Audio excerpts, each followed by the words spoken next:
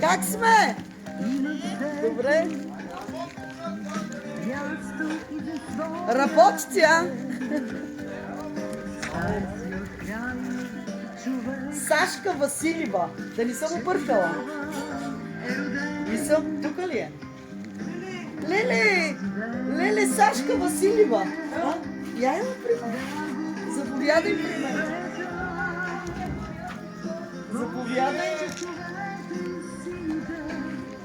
Сашка Василева.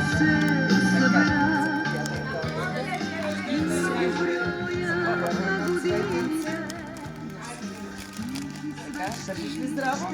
Така. Айде балончетата, аз ще ти ги държа, за да ни... Ела тук сега.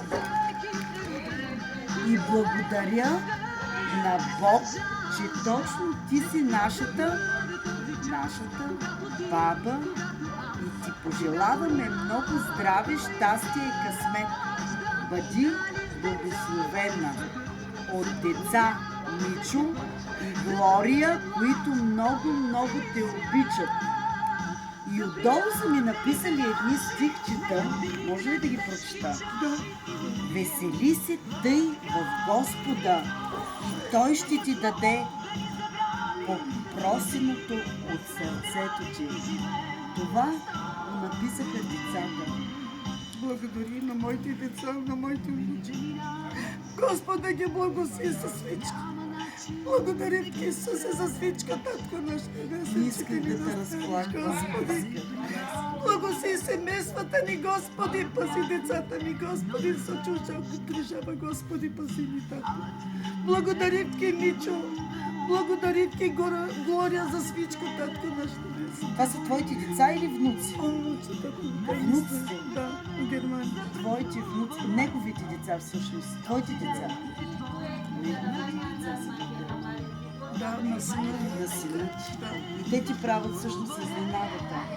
Вчера ми се обадиха, искаме специално за баба изненада, да й кажеш, че много я обичаме. И я обичам ги свичките и внучета. Да им благодарим за всичко, да им кажем да са живи и здрави, нали така? И Да. Бог да ги благослови и да ги пази. Да. Защото са винаги в чужбина и са сами там. Да. Знае, че я съм Италия с тях и ми помага. Господи, с тях помагаш. Тук са сина ти Строича. Чао на Германия, нали така? Да. На Мичо, На Мичо, на и Глория Глория, и на Доре, на моите деца, на всички, на всички. на всички. Да са живи и здрави. да са живи и здрави. Семейството. Чао от Лом. Чао. Еми, обадиха ми се вчера. Да ви черпим. Нищо няма.